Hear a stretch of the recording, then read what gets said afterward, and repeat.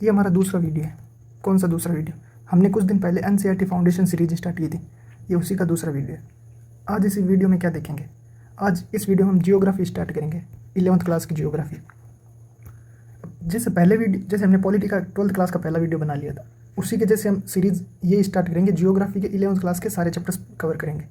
अब दिक्कत आती है कि 2023 में आपके सिलेबस चेंज नहीं हुआ था, आपके न्यू एनसीईआरटी लागू हुई थी, सिलेबस भी चेंज हुआ था। अब दिक्कत है कि हम न्यू एनसीईआरटी पढ़े या ओल्ड एनसीईआरटी पढ़े। सेम प्रॉब्लम हमने पहले वाले वीडियो में डिस्कस की थी कि अगर आपको सिलेबस पे फोकस करना है तो आपको कौन सी एनसीईआरटी पढ़नी चाहिए, न्यू पढ़नी चाहिए। लेकिन अगर आपको कॉन्सेप्ट पे फोकस करना है तो आपको हमेशा ओल्ड एनसीईआरटी पढ़नी चाहिए, क्योंकि ओल्ड एनसीईआरटी में ज़्यादा कॉन्सेप्ट है और ज़्यादा चैप्टर्स है। कोरोना की वजह से आपका बर्डन कम करने के लिए आपका सिलेबस चेंज कर दिया था। आप तो कॉन्सेप्ट के लिए पढ़ रहे हो, ना कि सिलेबस के लिए पढ़ रहे हो, इसलिए आपको ओल्ड एनसीईआरटी पढ़नी चाहिए। और हम इस सीरीज़ में ओल्ड एनसीईआरटी को ही कवर करेंगे फाउंडेशन बेसिस से, ठीक है। अब हम देख लेते हैं कि ओल्ड और न्यू में कितना डिफरेंस है। देखो, मैंने न्यू को हिंदी मीडियम में लगाया और ओल्ड को इंग्लिश मीडियम में लगाया, कुछ फ़र्क नहीं है, सिर्फ 2 चैप्टर्स का डिफरेंस है। यहाँ पे आपको 14 चैप्टर्स दिख रहे होंगे और यहाँ पे आपको 16 चैप्टर्स दिख रहे होंगे, ठीक है। तो अब वो कौन से 2 चैप्टर्स है जो डिफरेंस है? एक है मिनरल्स एंड रॉक्स वाला, ठीक है। ये इतना इंपॉर्टेंट नहीं है, फिर भी हम थोड़ा इसको कवर कर लेंगे। सबसे ज़्यादा आपके चैप्टर जरूरी है लाइफ ऑन द अर्थ, ये कवर कर लेंगे।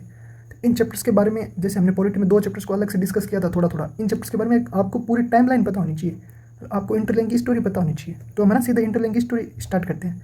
देखो, जियोग्राफी एज ए डिसिप्लिन, इसके बारे में आपको पढ़ना पड़ता है कि जियोग्राफी के कौन कौन से फील्ड है, जियोग्राफी को सबसे पहले वर्ड जियोग्राफी किसने दिया, जियोग्राफी को हम क्यों पढ़ते हैं, ये सारी बातें इसमें होती है। तो हम ये चैप्टर्स कवर क्यों नहीं करेंगे, क्योंकि बिना कॉन्सेप्ट के चैप्टर्स, इसमें जियोग्राफी डिक्शन, इससे कौन कौन से एरिया है वो बातों बातों में ही आ जाएंगे, ठीक है। हम सीधे ही दूसरे चैप्टर से स्टार्ट करेंगे। देखो, हमारी पूरी दुनिया में सबसे पहले कुछ नहीं था, ठीक है। तो सारी दुनिया कहाँ से है? ये हमारी पर्थ हुई है, ये हमारी यूनिवर्स है, ये कहाँ से है? तो पहले चैप्टर की शुरुआत वहीं से होती है, origin and evolution of the अर्थ, कि अर्थ का ओरिजिन कैसे हुआ, अगर उसका ओरिजिन हो गया तो उसका इवोल्यूशन कैसे हुआ, ठीक है। अब ये अर्थ हमारी बन गई, अब अर्थ बन गई तो इसके अंदर का जो आपके है लिथोस्फीयर है, एटमोसफियर है और बायोस्फीयर है और हाइड्रोस्फीयर है, ये सारे कैसे बने? तो इसको समझने के लिए हम समझेंगे इंटीरियर ऑफ द अर्थ। सबसे पहले आएगा आपको लिथोस्फीयर समझना। तो इंटीरियर ऑफ द अर्थ क्या, अंदर आपको पता चलेगा कि अर्थ के अंदर क्या है। जैसे आपने नाम सुना होगा, हमारे अर्थ की 3 लेयर्स होती है, क्रस्ट, मेंटल, कोर, वो सब कैसे बनी। अर्थ ऊपर वाली परत ठोस है तो नीचे वाली परत लावा है, उसके अंदर मेंटल के अंदर लावा, उसके नीचे भी डुअल नेचर की लेयर है। तो वो सब कुछ कैसे बनी वो इस चैप्टर्स में पढ़ेंगे। डिस्ट्रीब्यूशन ऑफ ओशंस और कॉन्टिनेंट, हमारे 7 कॉन्टिनेंट है क्या, पहले 7 थे। कुछ लोग क्या साइंटिस्ट भी बोलते हैं कि हमारे 8 कॉन्टिनेंट अभी भी, जो एक पानी में डूब गया, जो न्यूजीलैंड का जो पार्ट है उस 8वें कॉन्टिनेंट का हिस्सा है। तो ये कॉन्टिनेंट सारे कैसे बने, कि सारे कॉन्टिनेंट पहले एक साथ थे या अलग अलग थे। हमारे 4 समुद्र, जिसको कभी कभी 7 समुद्र बोलते हैं, वो सब कैसे बने। तो इन चैप्टर्स के बारे में पढ़ेंगे, ठीक है। फिर आपके आता है लैंड फॉर्म्स। देखो, अब हमारी अर्थ तो बन गई, जो अर्थ के ऊपर लैंड फॉर्म है, लैंड फॉर्म का मतलब होता है भू आकृति। देखो, भू आकृति आप अपनी सतह पर, पृथ्वी की सतह पर जो भी उबड़ खाबड़ चीज़, यहाँ तो ऊपर उठी हुई या नीचे धसी हुई, जो भी आप देखते हो वो सब भू आकृति है। भू आकृति क्या क्या हो सकती है? कोई आपने गड्ढा देख लिया, कोई रेत का टीला देख लिया, कोई पहाड़ देख लिए, कोई वोल्केनो देख लिए, कोई नदी बह रही है वो देख लिया, गोर्ज देख लिया, घाटी देख ली, मैदान देख लिए, ये सब क्या है? ये सब भू आकृति है। इनमें पढ़ने पड़ते हैं कि भू आकृति कैसे बनती है। देखो, भू आकृति सबसे पहले क्यों बनती है, उसका आपको आंसर मिलेगा जियोमॉर्फिक प्रोसेस में। जियोमॉर्फिक प्रोसेस मतलब भू आकृतिक प्रक्रियाएं, कि ऐसी कौन कौन सी प्रक्रियाएं जिसकी वजह से आकृतियाँ बनती है। जैसे कि आपने सुना होगा अंतर्भेदी प्रक्रियाएं, बहुर्भेदी प्रक्रियाएं, इंग्लिश में बोलते हैं उनको इंटरजेनिक, या फिर उनको बोलते हैं इंडोजेनिक और एक्सोजेनिक फोर्सेस, ये सब बोलते हैं। तो ये तो हो गया आपकी रीजन, मतलब वाई क्यों बनती है और क्या क्या बनती है, वॉट, ये इसका रीजन है। क्या क्या बनती है जो मैंने अभी एग्जांपल दे दिए, वोल्केनोस बनते हैं, आपके पहाड़ बनते हैं, घाटियाँ बनती है, वैलीज बनती है, ये सब उसके एग्जाम्पल्स है। तो इस चैप्टर में आपको ये पढ़ना पड़ेगा। फिर आपने देखो, अभी हम स्टोरी पे चलते हैं। आपने पूरा समझ लिया कि आपकी अर्थ कैसे बनी, या आपने आपकी अर्थ समझ लिया, आपने अर्थ कैसे बनी। अब आपने समझ लिया कि अर्थ के अंदर क्या है, आपने क्रस्ट, मेंटल, वो सारी 3 लेयर्स आपने समझ ली। अर्थ के, ये देखो, सबसे पहली लेयर कौन सी पढ़ी? सबसे पहली लेयर आपने पढ़ी क्रस्ट। तो क्रस्ट में क्या है? क्रस्ट में आपकी कॉन्टिनेंट है, कॉन्टिनेंट और क्या है? ओशन है। तो वो आपने पहले चैप्टर में नहीं, तीसरे चैप्टर में, चौथे चैप्टर में आपने पढ़ ली कि कॉन्टिनेंट और ओशंस क्या है, ऐसे चल रहे हैं। अब आपने पूरी का पूरा सरफेस पढ़ लिया, आपने पूरी अर्थ का सरफेस पढ़ लिया, सरफेस कैसे बना, क्यों बना, ठीक है। अब आपको पढ़ना है एयर, जो पृथ्वी के ऊपर है। अब पृथ्वी के ऊपर क्या है? पृथ्वी के ऊपर एटमॉस्फेयर है, ये एटमॉस्फेयर पढ़ना पड़ता है। हवाएं क्यों चलती है, वायुमंडल क्या होता है, किस किस से मतलब बल्कि होता है। आपने 5 लेयर का नाम सुना होगा, सौरमंडल, सप्तापमंडल, भयमंडल, आयनमंडल, तापमंडल, ये सब नाम आपने सुने होंगे। ये सब कैसे बनते हैं, इनकी क्या इंपॉर्टेंस होती है। आपने ओजोन लेयर का नाम सुना होगा। ये सारे इसमें पढ़ते हैं, ठीक है। फिर हमारी पृथ्वी किससे गर्म होती है वो आप पढ़िए सौर विकिरण में। हमारी पृथ्वी कैसे गर्म होती है, हमारी पृथ्वी कैसे ठंडी होती है, टेम्परेचर, हवाएं क्यों चलती है, ये समुद्र धाराएं क्यों चलती है, ये सब इसमें पढ़ेंगे। ठीक है, वायुमंडलीय परिसंचरण वो हो गए, जो हवाएं कैसे चलती है, बारिश कैसे होती है, वो सारी इसमें पढ़ेंगे। ठीक है, हवाओं का चलना जितना भी होता है वो वायुमंडलीय परिसंचरण में पढ़ते हैं, फिर एटमॉस्फेरिक सर्कुलेशन में पढ़ते हैं। फिर आपके वायुमंडल में जल, अब बारिश होती है, बारिश कैसे होती है आपको सबको पता है कि वाष्प होती है उसी से बारिश होती है।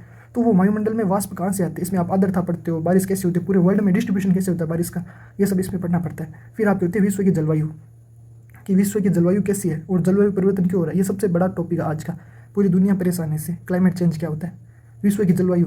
जलवायु का मतलब होता है कि वहाँ की वनस्पति कैसी है और वहाँ की आर्द्रता कैसी है, इनका बीच का इंटरलिंकेज ही आपके जलवायु को डिफाइन करता है। जब ये चैप्टर्स पढ़ेंगे तो डिटेल में पढ़ेंगे। ठीक है, फिर आपने देखो, आपने सरफेस पढ़ लिया, आपने एयर पढ़ लिया, अब आप क्या पढ़ोगे, अब आप पढ़ोगे वाटर।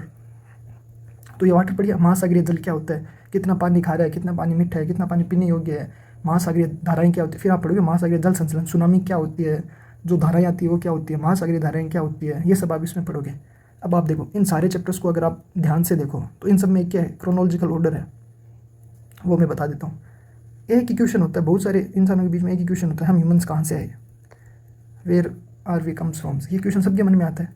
तो सबसे पहले आप देखो ना, सबसे पहले इवोल्यूशन देखो आप, evolution in the sense human, इंसानों के इवोल्यूशन के सेंस में बात नहीं कर रहे, हमें पूरी प्रकृति के सब न्यूज़ के सेंस में बात कर रहे हैं। सबसे पहले आपका यूनिवर्स बना, अभी हम समझेंगे यूनिवर्स क्या होता है, कैसे होता है, ये सब बना। यूनिवर्स के अंदर ही हमारा एक प्लेनेट है अर्थ बना।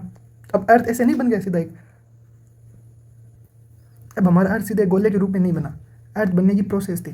ठीक है, अब डिस्ट्रप्शन आ गया, उसके लिए अरेंज कर लेना। ठीक है, देखो हमारा अर्थ एक प्लेनेट होगा। अब इस प्लेनेट के लिए सबसे ज़रूरी क्या होगा, या फिर लाइफ के लिए सबसे ज़रूरी क्या होगा, एक होगा आपके सांस लेने के लिए हवा चाहिए, आपको रहने के लिए सरफेस चाहिए, और क्या चाहिए, आपको पानी चाहिए। ठीक है, ये लाइफ के लिए तीन सबसे इंपॉर्टेंट चीज़ें होती हैं। हम इनको एक सर्कल में ड्रॉ कर लेते हैं। ये आपका एयर का हो गया, ये आपका किसका हो गया, ये सरफेस का हो गया, और ये आपका किसका हो गया, एक मिनट, ये आपके तीन सर्कल हो गए। ठीक है, ये सर्कल आपका एयर का हो गया, एक सर्कल आपका सरफेस का हो गया, ये सर्कल आपका वाटर का हो गया। आप ये मानोगे कि लाइफ के लिए तीन चीज़ें बहुत ज़रूरी होती है।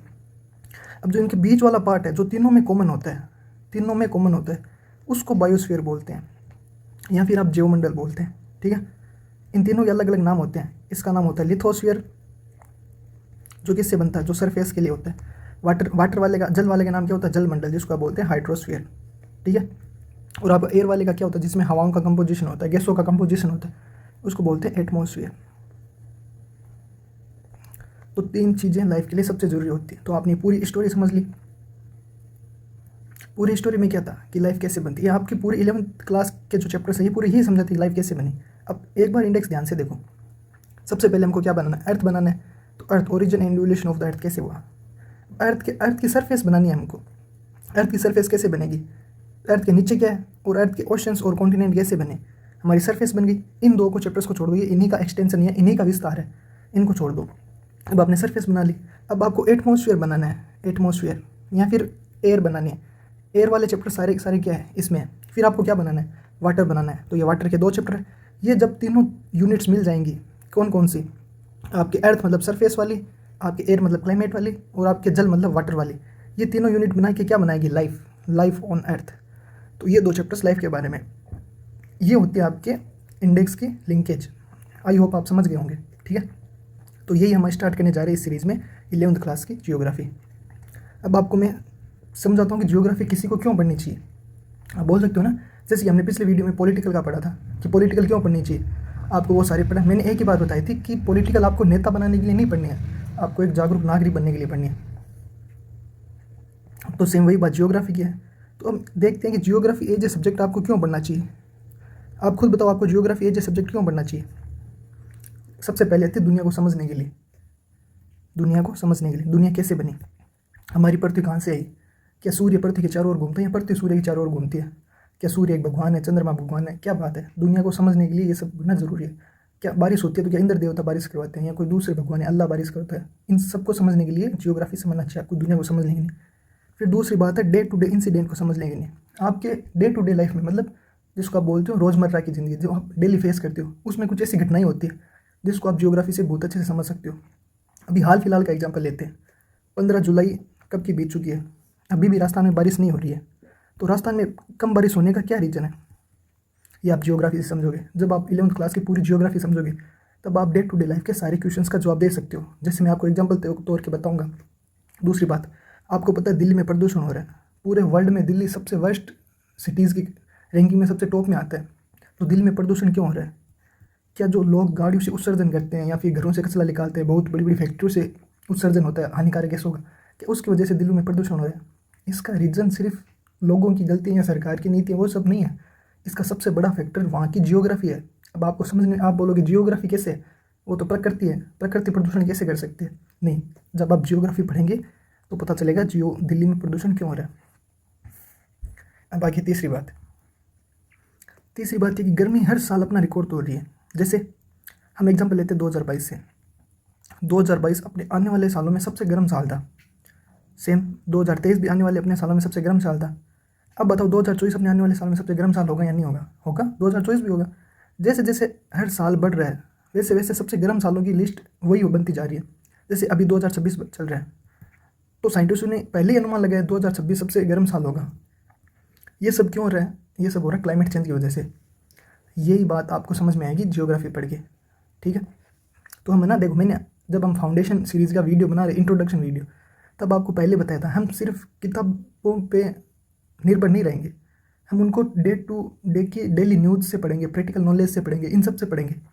तो मैं आपको न्यूज़ भी दिखाता हूँ। देखो सबसे पहली न्यूज़ क्या है, इन्वायरमेंट की है। 2026 will be the hottest year on the record. जो भी हमने रिकॉर्ड किया है 2026 में सबसे क्या है, हॉटेस्ट है। अब किसकी वजह से? अल नीनो फेज हो गया, कभी कुछ हो गया, कभी कुछ हो गया, इनकी वजह से। ये सब कुछ हम जियोग्राफी में ही पढ़ते हैं, ठीक है। दूसरी बात, राजस्थान में क्यों नहीं हो रही बारिश, ठीक है। अब इसका रीज़न जब आप वेदर वाले चैप्टर्स पढ़ोगे, जैसे हमने देखा था 9th या 10th चैप्टर देखा था, देखो ये देखा था, ये सर्कुलेशन और वाटर इन एटमॉस्फेयर, ये 2 चैप्टर देखे थे। ये 2 चैप्टर बारिश के बारे में ज़्यादा नॉलेज देते हैं। जब ये चैप्टर्स पढ़ेंगे तब आपको देखो न्यूज़ तो और प्रैक्टिकल नॉलेज हर चैप्टर्स के साथ ऐड होगी, उसके साथ क्वेश्चंस भी ऐड होंगे, लेकिन जो आपके कॉन्सेप्ट है वो आपके अभी से आने स्टार्ट हो जाएंगे। मैं धीरे धीरे सब बताता चला जाऊँगा, ठीक है। फिर ये देखो, ये इंडिया टुडे की न्यूज़ है। एयर क्राइसिस, जो एयर क्राइसिस है, नॉट जस्ट इमिशन, सिर्फ उत्सर्जन से नहीं हो रहा। उत्सर्जन किसका? लोगों द्वारा उत्सर्जन, घरों में कोयला जलाना, गैस जलाना, कार्स पेट्रोल से चलती है, डीजल से चलती है, इनसे इमिशन होता है, कार्बन का इमिशन होता है। बड़ी बड़ी इंडस्ट्रीज़ क्या करती है, इमिशन करती है। तो ये सिर्फ इंडस्ट्री से नहीं हो रहा आपका एयर क्राइसिस। एयर क्राइसिस किससे हो रहा है? Delhi geography is the biggest enemy. जहाँ की जियोग्राफी वो इसकी सबसे बड़ी दुश्मन है। अब कोई भी नॉर्मल इंसान को पूछ लो जो जियोग्राफी अच्छे से नहीं पढ़ता है, वो कहेगा कि जियोग्राफी वजह से प्रदूषण ज़्यादा कैसे हो रहा है। नहीं, ये होता है। अब कुछ लोग बोलेंगे दिल्ली में पटाखे जलाते हैं, अरे वो नेचर, आपके कल्चर की गलती नहीं है, वो गलती जियोग्राफी की है, ठीक है। इस अगले जब जो भी चैप्टर आएगा उसमें हम डिटेल्स में पढ़ेंगे, ठीक है। तो आपके 2 पॉइंट हो गए, हमें जियोग्राफी क्यों बननी चाहिए। सबसे पहले दुनिया को समझने के लिए, दुनिया कैसे बनी, क्यों तो हम नहीं बता सकते, लेकिन कैसे बनी बता सकते हैं। कैसे बनी, क्या क्या हुआ, सूरज चांद वगैरह सब बताएंगे, ठीक है। फिर दूसरा पॉइंट क्या था, डे टू डे लाइफ के लिए जरूरी है जियोग्राफी पढ़ना, हमने 3 एग्जाम्पल दे दिए। फिर क्या है, इकोनॉमिक इम्पैक्ट। जब आप जियोग्राफी को नज़रअंदाज करते हो तो आपकी इकोनॉमी में बहुत ज़्यादा इम्पैक्ट पड़ता है। एग्जाम्पल के लिए अभी ईरान और यूएसए का वॉर हो रहा है। ईरान और यूएसए की क्या चल रही है, लड़ाई चल रही है। ईरान ने अपनी एक जगह स्ट्रेट ऑफ हार्मुज, अब स्ट्रेट ऑफ हार्मुज को ब्लॉक कर दिया। ये ना बहुत ही ज़्यादा जियो स्ट्रेटिक जगह है, 15 से 16 किलोमीटर की एक छोटी सी जगह है जिससे सिर्फ आते जाते रहते हैं। तो भारत अपने 90% आयात, तेल का आयात कहाँ से करता है, बाहर से करता है, जो स्ट्रेट ऑफ हार्मुज से होकर बहुत ज़्यादा निकलता है। अगर किसी ने वही ब्लॉक कर दी तो आपकी इकोनॉमी पे कितना बड़ा इम्पैक्ट होगा। बस वही बात है जियोग्राफी से। और सोशियो इम्पैक्ट, जियोग्राफी का सबसे बड़ा एग्जाम्पल है सोशियो कल्चर इम्पैक्ट। एग्जाम्पल, आपका रहन सहन कैसा होगा ये जियोग्राफी तय करेगी। एग्जाम हम लेते हैं सऊदी अरब का। सऊदी अरेबिया में लोग क्या पहनते हैं, सफ़ेद कपड़े पहनते हैं, और ना वैसे खुले खुले कपड़े पहनते हैं, ठीक है। क्यों? क्योंकि वहाँ पे गर्मी पड़ती है। जो शरीर की एनर्जी होती है, शरीर का तापमान, उसको ठंडा करने के लिए उसको हवाओं का आर पार होना बहुत ज़रूरी है, इसलिए वहाँ पे थोड़े ढीले ढाले सफ़ेद कपड़े पहनते हैं। और आपको पता होगा सफ़ेद कपड़े होते हैं वो सूर्य की रोशनी को पूरी तरह से वापस भेज देते हैं। दूसरा, अब एक एग्जाम्पल लेते हैं अमेरिका का, या फिर हम लेते हैं रसिया का। वहाँ पे लोग क्या करते हैं, वहाँ पे सूट पैंट टाई बेल्ट है, तो मतलब कपड़े से टाइट टाइट पहनते हैं, क्योंकि वहाँ पे क्या होता है, वहाँ पे सर्दी पड़ती है। शरीर की गर्मी को शरीर के अंदर ही रखना पड़ता है, नहीं तो शरीर गर्म नहीं रहेगा, ठीक है। देखो जियोग्राफी का सोच, इसमें ना रिलीजन भी आता है। जियोग्राफी का रिलीजन पे भी बहुत ज़्यादा असर पड़ता है। एक एग्जाम्पल समझाता हूँ, सेम एग्जाम्पल है। एग्जाम्पल किस किस का, सेम एग्जाम्पल है, एक आपके यूएस से या फिर रशिया का, ठीक है, दूसरा क्या हो गया आपके ईरान या फिर सऊदी अरब का, सऊदी अरब। अब देखो हमने जियोग्राफी वाले अभी किस सेंस में देखा, कपड़ों के सेंस में, अब हम देखते हैं रिलीजियस के सेंस में। रशिया में जो भी रिलीजन वहाँ पे क्या है, वाइन, वाइन मतलब वाइन एक टाइप होता है एल्कोहल, जैसे शराब हो गया, विस्की हो गया, वैसे भी क्या होता है, वाइन होता है। यहाँ पे वाइन को खराब नहीं समझा जाता, यहाँ पे वाइन को गुड अच्छा समझा जाता है।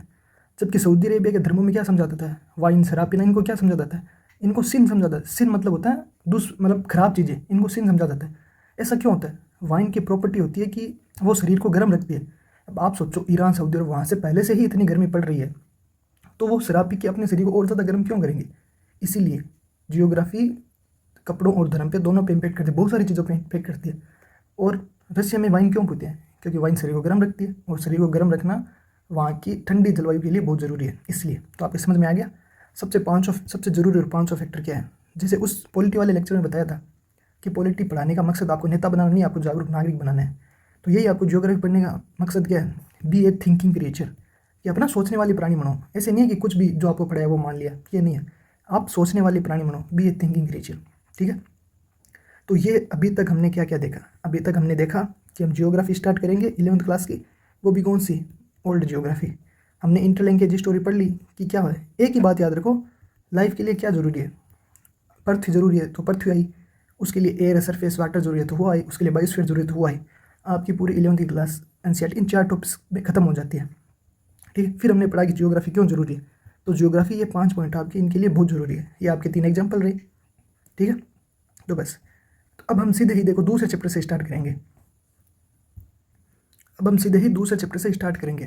देखो मतलब बचपन से ही कोई भी बच्चा हो, छोटा बच्चा, बड़ा बच्चा, या कोई बूढ़े बुजुर्ग, पुराने ज़माने में सबके मन में ख्याल आता होगा कि जब भी वो रात को सोते होंगे तो देखते होंगे तारे चमचमाते हैं, टिमटिमाते हैं। वो सब यही सवाल पूछते होंगे, ये आकाश में कितने तारे हैं, ये तारे कैसे बने, ये तारे क्यों टिमटिमाते हैं, आकाश कितना बड़ा है, क्या हम पूरी दुनिया में सिर्फ हम ही हैं क्या जो जी रहे हैं, इंसान कहाँ से आए। ये सारी बातें सदियों से लोगों को परेशान कर रही है। जैसे कि ऋग्वेद में एग्जाम्पल मिलता है कि बारिश हो रही है, तो वो लोग डरते हैं कि बारिश क्यों हो रही है। तो बारिश हो रही थी, उनको समझ में नहीं आ रहा बारिश क्यों हो रही है। आज के सब बच्चों को पता बारिश क्यों होती है, क्योंकि पानी होता है वो सूर्य की गर्मी को एब्जॉर्व करके या उसको अवशोषण करके क्या होता है, वाष्प में बदल जाता है, और जब वाष्प ठंडी होती है तो वो बारिश बन जाती है, यही होता है। लेकिन उस ज़माने में नहीं पता था। सोचो 10,000 साल पहले इसको कैसे पता होगा कि साइंस नाम की कोई चीज़ होती है, साइंस का एक सब्जेक्ट है जियोग्राफी, वो भी एक चीज़ होती है। तो बस वहीं से हमारी थिंकिंग की क्रिएशन की वो होती है ना, सोचने की क्षमता वहीं से स्टार्ट हो गई थी। इंसान में प्रवृत्ति होती है सोचने की, तो उन्होंने सोचना स्टार्ट कर दिया सारी दुनिया कहाँ से बनी, ये वो। तो उनको इतनी नॉलेज नहीं थी विज्ञान की, इसलिए उन्होंने धर्म का सहारा लिया। धर्म में उन्होंने बता दिया कि जो बारिश करवाता है वो एक भगवान है, जो हवा चलाता है वो दूसरा भगवान है, आग जलती है तो ये भी कुछ ना कुछ है, ऐसे करके, ठीक है। तो उनको नहीं पता था यूनिवर्स कैसे बना। लेकिन आज के मॉडर्न टाइम पे हमारे पास बहुत ज़्यादा थ्योरीज है जो ये प्रूव करती है कि हमारा पूरा यूनिवर्स कैसे बना, ठीक। अब देखो यूनिवर्स बनने के पीछे बहुत ज़्यादा थ्योरीज है। सबसे पहले मैंने बता दी रिलीजियस थ्योरी। जो पुराने ज़माने के लोग थे उनको ज्ञान विज्ञान का इतना नॉलेज नहीं था, तो उन्होंने बहुत सारी अपनी ही धार्मिक थ्योरीज बनाई। तो सबसे पहले हम धार्मिक थ्योरीज को पढ़ते हैं। रिलीजियस थ्योरी क्या थी, सबसे पहले हिंदू धर्म की थ्योरीज क्या थी कि पूरा ब्रह्मांड, सृष्टि, पूरा संसार किसने बनाया। हमारे गॉड की संकल्पना चलती है। हमारे हिंदू धर्म में क्या चलता है, गॉड की संकल्पना। गॉड का मतलब होता है क्या, जी का मतलब होता है जनरेटर। जनरेटर का मतलब होता है बनाने वाला, कि हमारी पृथ्वी, संसार, सब कुछ किसने बनाया। जी का मतलब बनाने वाला। अगर आप हिंदी वाले हो तो आप ऐसे लिख सकते हो बनाने वाला। तो हमारे बनाने वाला कौन था, हमारे ब्रह्मा को क्या बोला गया, ब्रह्मा। ब्रह्मा को संसार का बनाने वाला बोला गया कि संसार किसने बनाया था, भगवान ब्रह्मा जी ने बनाया था। इस भगवान ब्रह्मा की वजह से हमारे संसार का जो ब्रह्मांड है उसका नाम पड़ा है ब्रह्मांड, ठीक है। फिर ओ का मतलब होता है ऑपरेटर। ऑपरेटर मतलब चलाने वाला या फिर पालन करने वाला। अब ऑपरेटर समझ लिया। फिर आप क्या आता है डी, हाँ सॉरी, देखो अगर आपको ना ऐसी आवाज़ मिस मैच लग रही है, अगर आपको बीच में ऐसी आवाज़ कट कट के आ रही है तो समझ लेना मैं वीडियो को पॉज करके फिर स्टार्ट कर रहा हूँ, तो ना वो रिदम टूट रही है, तो इसके लिए माफ़ कर देना। देखो ऑपरेटर शायद मैंने नहीं बताया, ऑपरेटर का मतलब होता है विष्णु जी। हमारे ऑपरेटर कौन है, विष्णु जी, हिंदू धर्म के अनुसार वही सब कुछ लालन पालन करते हैं। फिर डी का मतलब होता है डिस्ट्रॉयर, है ना, पूरे ब्रह्मांड को तबाह करने वाला। डिस्ट्रॉयर, हमारे पूरे ब्रह्मांड को तबाह कौन करता है, हमारे हिंदू धर्म में वो संकल्पना है महादेव की, महादेव शिव। इन तीनों भगवान को मिला के एक समय ब्रह्मा विष्णु महेश, इन तीनों का नाम चलता है। ब्रह्मा विष्णु महेश। तो आप ये समझ गए पूरी बात। अब बात आती है इस्लाम और ईसाई धर्म में क्या है। इस्लाम और ईसाई दोनों धर्मों में ये मान्यता है कि हमारी पूरी पृथ्वी या पूरा ब्रह्मांड वहाँ के जो होते हैं ना सृष्टिकर्ता, अब उनको अल्लाह बोल दो, जीसस क्राइस्ट बोल दो, कुछ भी बोल दो, वो एक अलौकिक शक्ति वाले आदमी थे। उन्होंने 6 दिन में पूरी पृथ्वी बनाई थी। अब उनकी डिटेल में तो नहीं जाना, वो कहते हैं कि 2 दिन में ये किया, 1 दिन में चांद सूरज बनाया, ये किया, वो सब आपको डिटेल में नहीं जाना। बस इतना समझो कि 6 दिन में क्या बनाया, उन्होंने पूरी सृष्टि बनाई है। अब बात रही कि 7वें दिन क्या हुआ, तो भगवान 6 दिन में पृथ्वी बना के थक गए थे, पूरा ब्रह्मांड बनाइए, तो 7वें दिन उन्होंने क्या किया, आराम किया। इस 7वें दिन के संकल्प से हमारा संडे निकला है। तो ये तो आप अच्छी बात मान सकते हो कि हाँ ठीक है, एक 7 दिन में एक छुट्टी तो मिली है, तो 7वें दिन संडे होता है, ठीक है। बौद्ध धर्म में क्या मानते हैं, देखो बौद्ध धर्म बहुत थोड़ा सा लेट आया, हिंदू धर्म मतलब आया पहले लेकिन थोड़ा सा लेट है। उस टाइम हमारा सनातनी हिंदू धर्म पहले से विचारों के मामले में आगे था।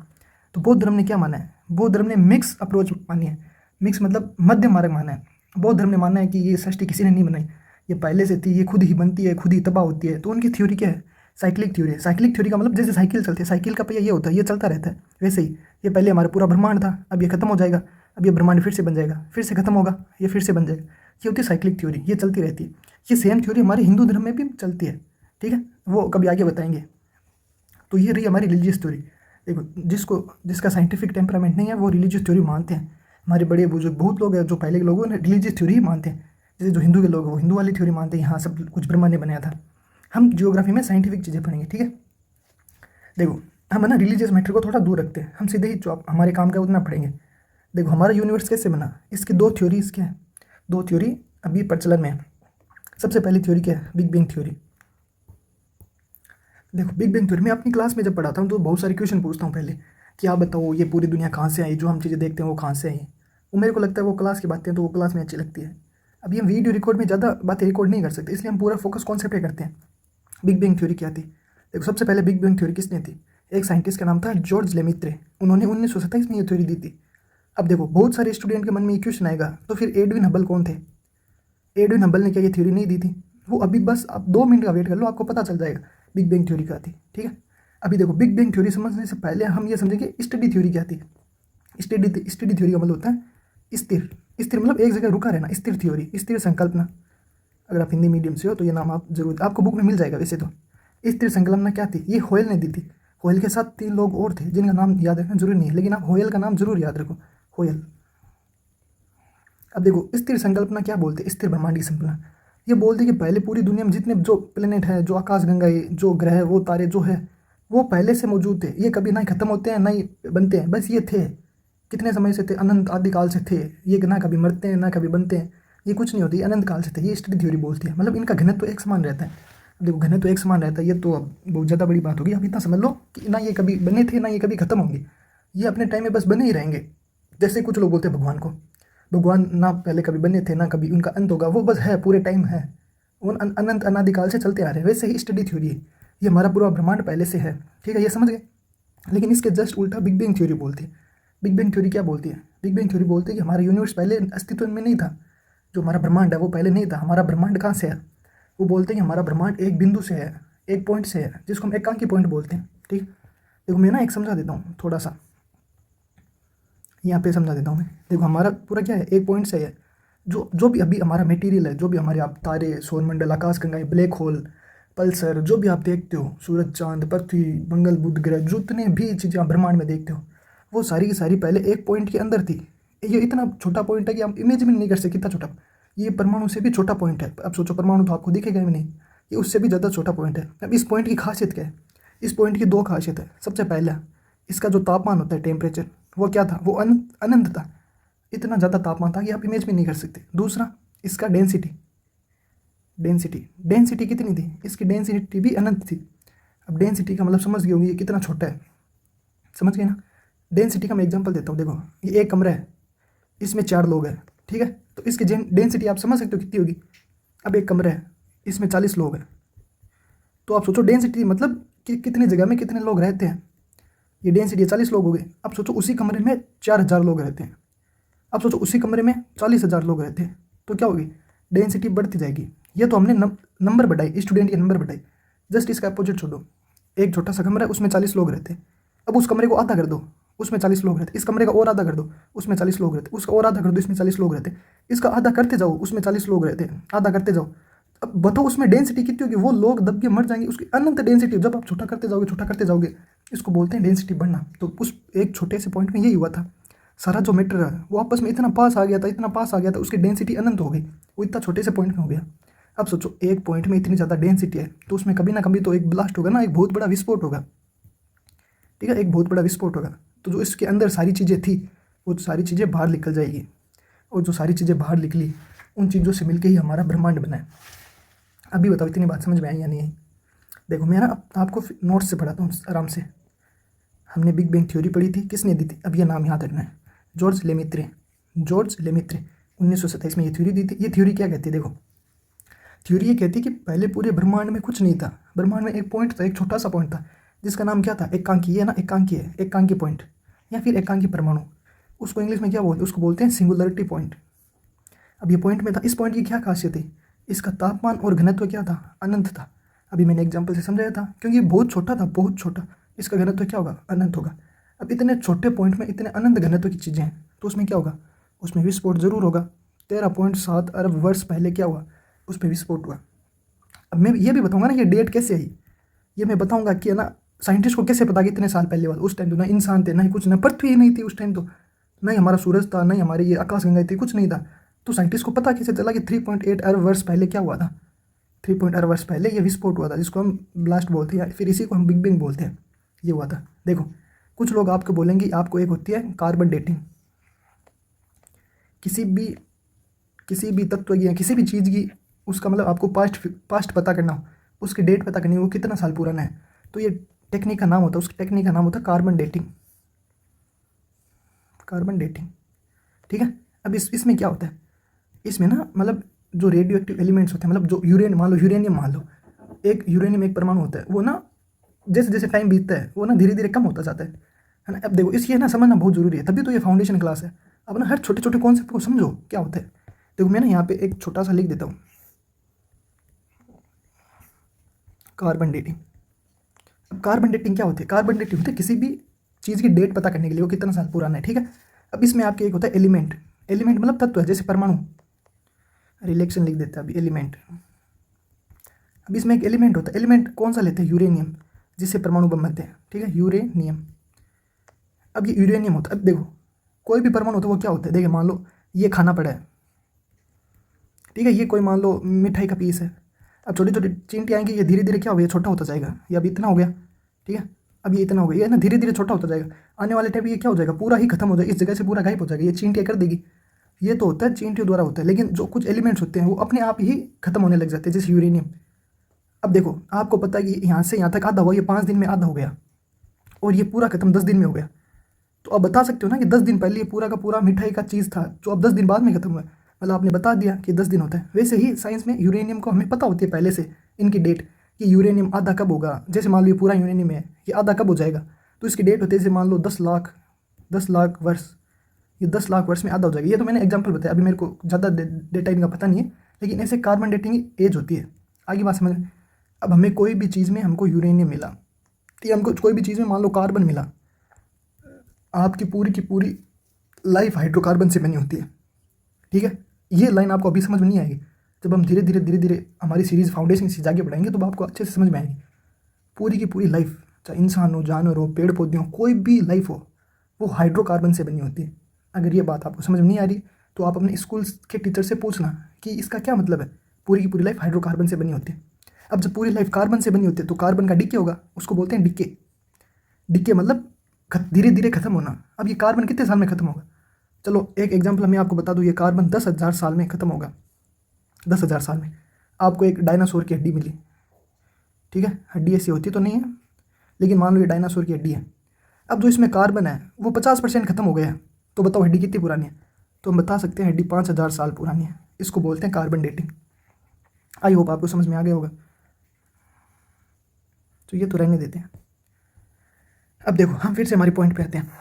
एकांकी परमाणु था, उसका तापमान अनंत था, और विस्फोट हुआ तो इतने टाइम बाद हुआ। ये टाइम का कैलकुलेशन करने के लिए मैंने आपको टेक्निक बताई, ठीक है। अब देखो विस्फोट होते तो बहुत सारी क्या निकलती है? एनर्जी निकलती, बहुत सारी एनर्जी निकलती है।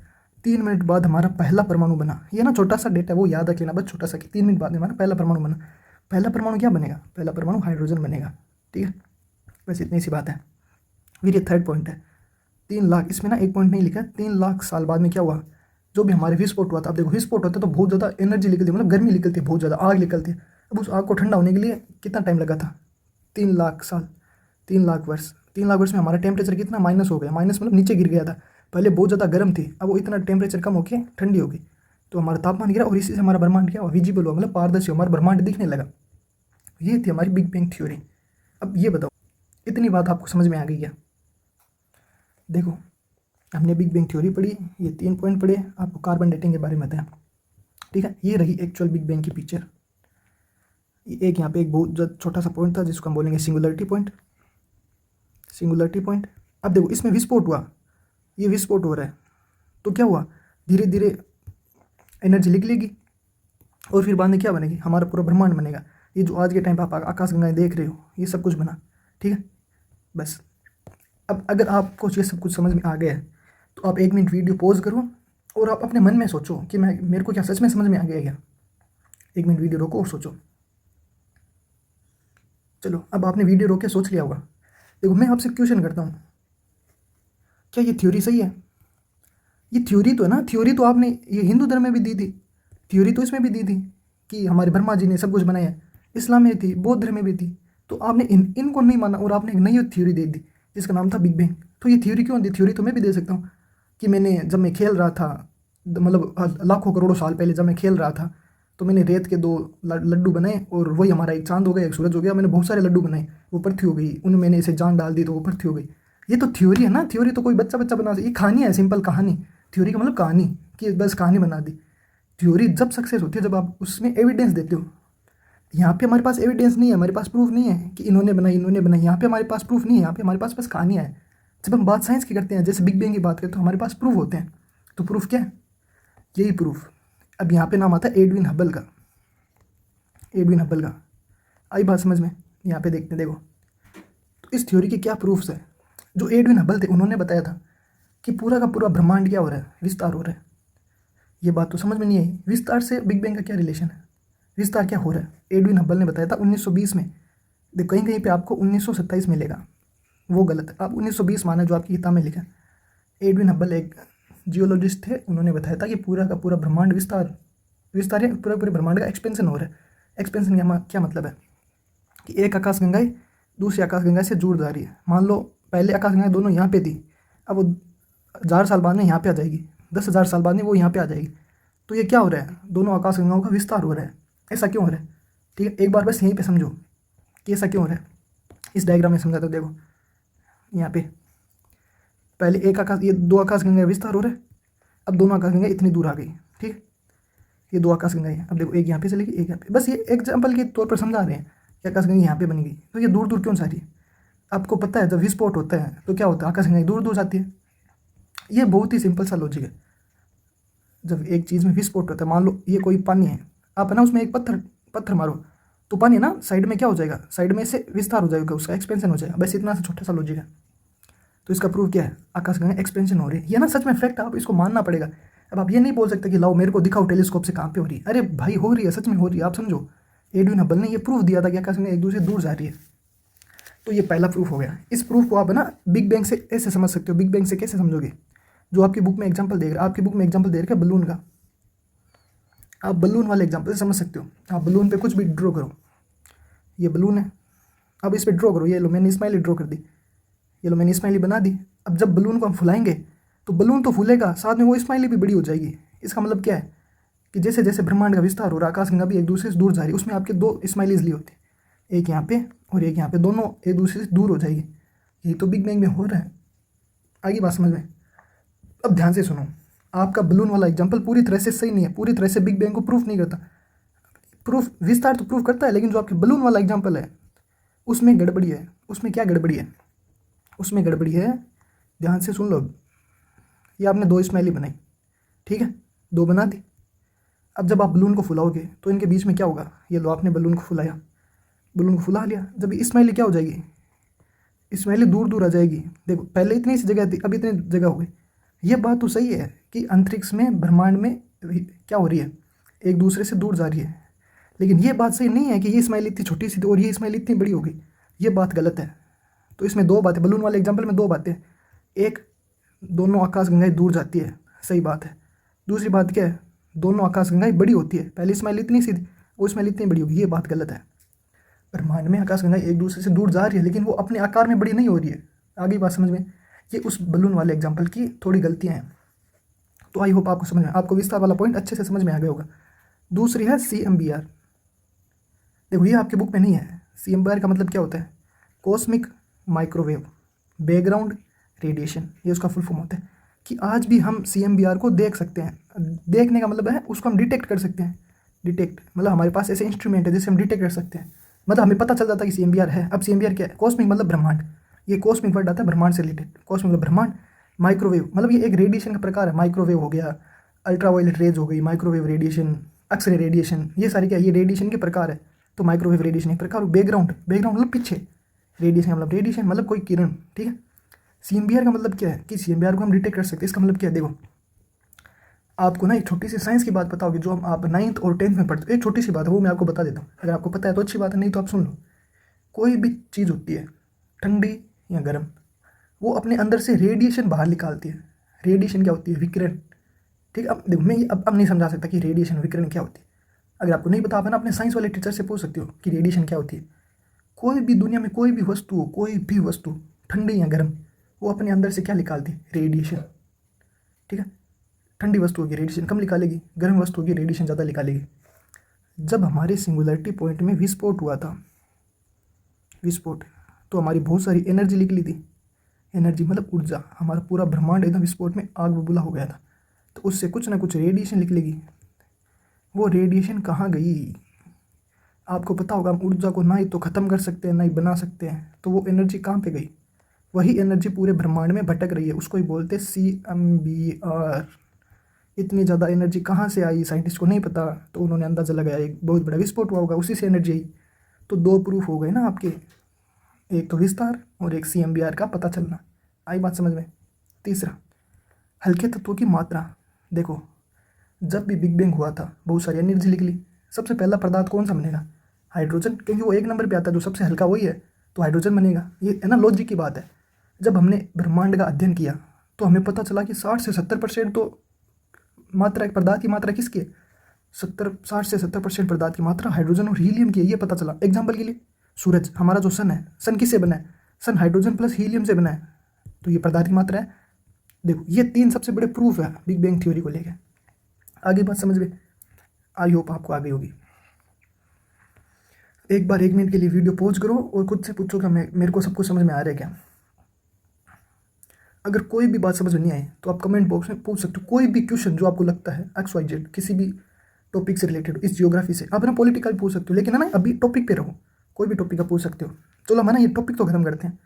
देखो लिमिट्स, अब आप कन्फर्म बता सकते हो कि हमने बिग बैंग पढ़ लिया तो हमें पूरी दुनिया का ज्ञान हो गया, अब ये सब हुआ वो सब हुआ, ये पूरी दुनिया का ज्ञान हो गया। नहीं, बिग बैंग अपने आप में 100% सही नहीं है। आप ना इससे पूरी दुनिया का नहीं बता सकते पूरी दुनिया कैसे बनी। जैसे बिग बैंग दी थी जॉर्ज लिमेत्रे ने, तो उनसे 3-4 सवाल पूछे थे कि बताओ बिग बैंग से पहले क्या था। वो नहीं बता पाई बिग बैंग से पहले क्या था। तो चलो बताओ बिग बैंग क्यों हुआ, उसमें विस्फोट क्यों हुआ। विस्फोट होना जरूरी था, हमारी दुनिया में आना जरूरी था। अगर दुनिया में आते नहीं तो इतने दुखी नहीं होते। ये पढ़ना, ये सब कुछ करना, सही बात है ना। चलो ये तो एक्स्ट्रा बातें होगी। बिग बैंग क्यों हुआ, ठीक है। दूसरी, तीसरे को एक बार छोड़ दो, अभी मैं समझाऊंगा जस्ट। चौथा पॉइंट है सिंगुलरिटी पॉइंट आया कहाँ से। आपने सब कुछ तो समझा दिया, हमारी पूरी दुनिया, हमारी ये देखो ये मिल्की वेज, ये आकाशगंगा हमारे कहाँ से है, ये सब कुछ आपने समझा दिया। आपने CMBR का समझा दिया, लेकिन आप ये बताओ ना ये सिंगुलरिटी पॉइंट कहाँ से आया। ये सिंगुलरिटी पॉइंट कहाँ से आया ये बताओ ना। आप इससे बात तो सब कुछ बता रहे हो कि हमारी सूरज, तारे, सब कुछ कैसे बने। बाय द वे याद रखो, हम ना तारे कैसे बनते हैं, ग्रह कैसे बनते हैं, हमारी पृथ्वी कैसे बनी, ये सब कुछ पढ़ेंगे डिटेल में, और ये बिग बैंग सिद्धांत से ही पढ़ेंगे। तो अब ना आपके मन में कोई डाउट नहीं रहेगा। सोलर सिस्टम कैसे बना, हमारे सूरज, तारे, चांद, पृथ्वी, ये सब कुछ कैसे बने, ये आपके आने वाले टॉपिक्स हैं, वो सब पढ़ेंगे। तो आप क्या नहीं बता पाए सिंगुलरिटी की, सिंगुलरिटी क्या है, कहाँ से आया, ठीक है। दूसरा देखो, हमारे ना हमने जितनी भी फिजिक्स पढ़ी है अभी तक, फिजिक्स आप समझ रहे हो, एक साइंस का डोमेन होता है फिजिक्स। उसमें आप ये बता ही नहीं पाए कि अनंत नाम की कोई चीज़ होती है। हमारे साइंस एक्सेप्ट ही नहीं करती अनंत को। साइंस ये मानती नहीं है किसी का क्या हो सकता है। एक मिनट रुको। हमारी फिजिक्स ये एक्सेप्ट ही नहीं करती किसी का टेम्परेचर अनंत हो सकता है क्या, लेकिन बिग बैंग अनंत, डेंसिटी अनंत हो, मतलब घनत्व है, डेंसिटी को बोलते हैं घनत्व है, कि हमारा घनत्व अनंत हो सकता है क्या, ये साइंस की भाषा में पॉसिबल ही नहीं है। लेकिन क्या करें, बिग बैंग को अगर ये कुछ पॉइंट छोड़ दें तो बिग बैंग क्या है, बिग बैंग एक बहुत ही अच्छी थ्योरी है। अब देखो हम तीसरे पॉइंट पे आते हैं। तीसरा पॉइंट है फैक्ट के बारे में। देखो मैं ना दो बातें तो आपको मिल्की वे पता होगा, मिल्की वे क्या होता है। मिल्की वे हमारी आकाशगंगा का नाम है, आकाशगंगा को बोलते हैं गैलेक्सी। मिल्की वे हमारी गैलेक्सी का नाम है, जो हम जहाँ पे हम रहते हैं उसको मिल्की वे, उसका जस्ट पड़ोसी का नाम क्या है, एंड्रोमेडा। एंड्रोमेडा। अब देखो अभी हमने पढ़ा कि मिल्की वे, देखो है ना, एक चीज़ और बता देता हूँ। जो बिग बैंग थ्योरी है वो आपको ये समझाती है कि हमारा ब्रह्मांड कैसे एक्सपेंस हो रहा है। तो इसका दूसरा नाम क्या है, यूनिवर्स एक्सपेंड थ्योरी, ये इसका दूसरा नाम भी है। ठीक है, यूनिवर्स एक्सपेंड थ्योरी ये इसका दूसरा नाम भी है। लेकिन एंड्रोमेडा गैलेक्सी और मिल्की वे गैलेक्सी आपस में टकराने वाले हैं। देखो मान लो ये गैलेक्सी है और ये गैलेक्सी है, हिसाब से क्या होना चाहिए, इनको दूर दूर जाना चाहिए बिग बैंग के अनुसार, लेकिन ये दूर दूर नहीं जाएंगे, ये आपस में टकराने वाले हैं। बहुत बिलियन अरबों साल बाद में ये टकराएंगे। ठीक है, हमारी साइंस इतनी आगे बढ़ गई कि हमें पता चल जाता है कि आगे क्या होने वाला है, मतलब बस हो जाता है। ठीक है, तो ये देखो ये सारी बातें हैं बिग बैंग के लिए।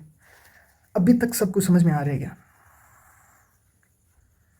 मेरे हिसाब से लगता है कि हमको टॉपिक यहीं पे क्लियर करना चाहिए। देखो हमारे आगे के टॉपिक आज की क्लास के लिए थे, ये बना 11th क्लास वाली, मैं एक प्लेलिस्ट बना दूंगा, उसका सेकंड पार्ट आएगा। ठीक है, हम सारी बातें सेकंड पार्ट में कवर करेंगे। आगे वाले टॉपिक्स क्या रहेंगे हमारे, तारों का निर्माण कैसे होता है, फॉर्मेशन ऑफ स्टार, देखो ये सारी बातें हैं। इसमें आपको बताएंगे कि ग्रहों का निर्माण क्या होता है, ग्रहों का मतलब हमारे पृथ्वी जैसे ग्रह कैसे बने, ये सारे हैं। नेबुला हाइपोथेसिस क्या होती है वो बताएंगे आपको। ठीक है, फिर हमारा सोलर सिस्टम क्या होता है, सोलर सिस्टम बताएंगे। सोलर सिस्टम में सन सबसे क्या होता है, सन सबसे बड़ा होता है। देखो हीरो सन एवरी प्लेनेट क्या कहता है कि झुक के रहना पड़ेगा मेरे सामने, क्योंकि मैं अपने आप में क्या हूँ, हीरो। ठीक है, आपको अच्छे से बताएंगे सोलर सिस्टम क्या होता है, सौरमंडल क्या होता है। फिर आपको 2-3 वर्ड वो बताएंगे, उल्का पिंड क्या होता है, ये सब क्या होता है। ठीक है, ये सब बताएंगे। अभी तक सब कुछ समझ में आ रहा है क्या? 2 मिनट का टाइम लेता हूँ, सब कुछ समरी देता हूँ आपकी। ठीक है, सब कुछ समराइज कर देता हूँ। सबसे पहले हमने पढ़ा, वर्ल्ड पे फोकस करेंगे कॉन्सेप्ट के लिए। फिर हमने पूरी कहानी बताई कि ह्यूमंस कहाँ से आए, उसके लिए यूनिवर्स होना चाहिए, उसके लिए पृथ्वी होनी चाहिए। पृथ्वी में 3 चीज़ें बहुत ज़रूरी है। 3 चीज़ें क्या ज़रूरी है, हमारे लिथोस्फीयर मतलब हमारे एक ज़मीन होनी चाहिए, मतलब सरफेस होना चाहिए। ठीक है, फिर हमारे ज़रूरी क्या होना चाहिए, वाटर, पानी जरूरी होना चाहिए, उसको बोलते हैं हाइड्रोस्फीयर मतलब जलमंडल, इसको बोलते हैं स्थल मंडल, और इसको बोलते हैं वायुमंडल या फिर एटमोसफियर। जीवन जीने के लिए 3 चीज़ें होनी चाहिए, और इन 3 चीज़ों से मिलकर ही क्या बनता है, हमारा जो ये बीच वाला पार्ट है जो सब तीनों में कॉमन है, उसको बोलते हैं बायोस्फीयर। ठीक है, मतलब जीवमंडल। ये पूरी 11th क्लास का टॉपिक है, पूरे 11th क्लास का। ठीक है, फिर हमने पढ़ा था हमारी जियो क्यों बननी चाहिए, ये सारे हमने रीजन्स दिए थे। उनमें सबसे मेन रीजन क्या था, बी ए थिंकिंग क्रीचर, सोचने वाला प्राणी बनना, कि आप पढ़ के सोच सको। ठीक है, फिर हमने अर्थ का ओरिजिन पढ़ा था, हमने थ्योरीज पढ़ी थी कि हमारा पूरा ब्रह्मांड कहाँ से है, हमने हिंदू इस्लाम बुद्ध ये सब पढ़ा था। फिर हमने बिग बैंग पढ़ा था, हमने स्टडी थ्योरीज भी पढ़ी थी, स्टडी। ठीक है, मतलब स्थिर स्थिर संकल्पना का सिद्धांत, ये हमारा पूरा ब्रह्मांड पहले था। ये नहीं कि बिग बैंग हुआ उसमें विस्फोट हुआ फिर हमारी सारी चीज़ें बनी, नहीं।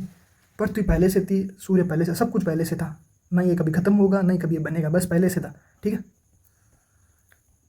देखो कोपरनिकस का रहेगा, ये हम अगले वीडियो में कवर कर लेंगे। ठीक है, कोपरनिकस के बाद में बताएंगे। बिग बैंग थ्योरी हमने पढ़ ली। थ्योरी क्या थी, हमने पहले थ्योरी पढ़ी, फिर हमने थ्योरी के प्रूफ पढ़े कि क्या इसे सच में थ्योरी है, क्या ये सच में विश्वास करने लायक है, तो हमने प्रूफ दिए कि ये प्रूफ है। ठीक है, फिर हमने लिमिट्स पढ़ी कि थ्योरी तो दे दी, थ्योरी बहुत अच्छी है, आज के लगभग 99 साइंटिस्ट ये मानते हैं कि बिग बैंग थ्योरी सबसे बेस्ट थ्योरी है अभी तक की।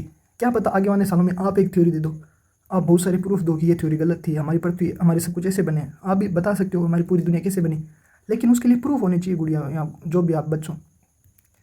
ठीक है और फिर हमने क्या दी, हमने लिमिट्स, वो हमने सब बता दी, अच्छे से समझा दी। ये बिग बैंग की एक सिंपल पिक्चर है डेमोन्स्ट्रेशन के लिए। बस आज तक हमने इतना ही पढ़ा। हाँ, हमने एक चीज़ नहीं बताई कि ये अरब वर्ष हमको कैसे पता चला कि 3.7 अरब वर्ष पहले हुआ था। देखो मैं आपको बता देता हूँ, एक सिंपल एग्जाम्पल से बताता हूँ। पहले एग्जाम्पल, ठीक है, अब देखो आपको मान लो 10 कदम चलने हैं, 1 2 3 4 डेस डेस डेस डेस 9 और 10। ठीक है, आपको 10 कदम चलने हैं। आपको पता है आप 1 मिनट में 1 कदम चलते हो। ठीक है, आप 1 मिनट 1 कदम चलते हो, सबको पता है, मेरे को पता है, मैं देख के बता सकता हूँ, मैं आपको देख रहा हूँ पहले। ठीक है, अब देखो ये हो गया। अब आप जस्ट ये सोचो, ये तो सब कुछ मिट गया। 1 मिनट रुकना, बस मैं इरेजर का थोड़ा साइज छोटा कर ले दो। अब आपको पता नहीं है इसने चलना कहाँ से स्टार्ट किया, आप भूल जाओ, आप सोचो यहाँ से चलना स्टार्ट करा 4 से, ये 5 पे हो जाएगा। अब मैं इसको देख रहा हूँ, मैंने 4 पे देखा, ये 5वें स्टेप पे आ गया, तो इसको कितने मिनट लगा, 1 मिनट लगा। अब मैं फिर भी देख रहा हूँ इसको, अब ये जब 6 पे जाएगा, ये 6 पे, तो इसको कितने देर लगेगा, उसको फिर से 1 मिनट लगेगा। मेरे को पता है जब ये 1 मिनट आगे जाता है तो इसको, जब ये 1 कदम आगे जाता है उसको कितना मिनट लगता है, 1 मिनट लगता है, ठीक है। तो अब मैं ये बता सकता हूँ ना, इसको मैं पीछे लेके जाऊँगा, ठीक है, इसको पीछे लेके जाऊँगा तो मैं बता सकता हूँ कि इन्हें स्टार्ट कब किया था। देखो जब मैंने 6 से स्टार्ट किया था, मेरे को पता है नंबर 1 तक ही है, तो मैं बता सकता हूँ ना कि पहले 5 मिनट लगे होंगे, फिर 4 मिनट, फिर 3 मिनट, 2 मिनट, फिर 1 मिनट। तो मैं बता सकता हूँ कि ये आज से 6 मिनट पहले चला होगा, इन्होंने शुरुआत 6 मिनट पहले चलना शुरुआत किया होगा, ठीक है। ये एग्जाम्पल हो गया। अब देखो मैं समझाता हूँ क्या होता है। हमें पता है कि ब्रह्मांड में गैलेक्सीज क्या हो रही है, आपस में एक दूसरे से दूर जा रही है। ये पहले यहाँ थी, मेरे को ये बताओ 10,000 साल पहले ये कहाँ पे होगी, 10,000 साल पहले पास पास में थी। अब मेरे को ये बताओ 1,000 साल पहले, मतलब हज़ार साल पहले ये कहाँ पे थी, ये थोड़ी और पास होगी। मेरे को ये बताओ आप 5 बिलियन साल पहले कहाँ पे थी, 5 साल बिलियन पहले कुछ नहीं था, सिर्फ धुआं धुआं था। मीम आता है ना कि धुआं धुआं कर दिया, कुछ धुआं धुआं था।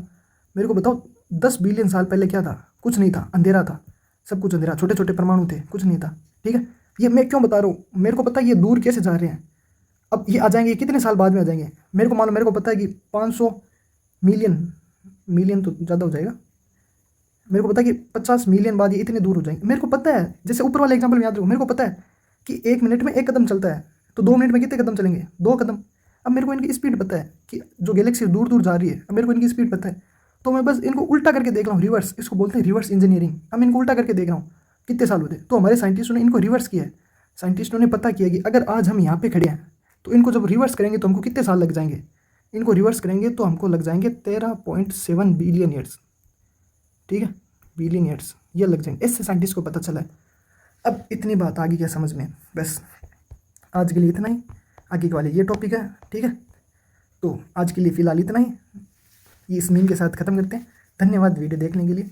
अगर आपको अच्छा लगे तो दोस्तों के साथ ज़रूर शेयर करना, ठीक है। अगर आपको कोई भी डाउट हो तो आप यूट्यूब पे बिना किसी संकोच के पूछ सकते हो, ठीक है। इसको देखने के लिए धन्यवाद।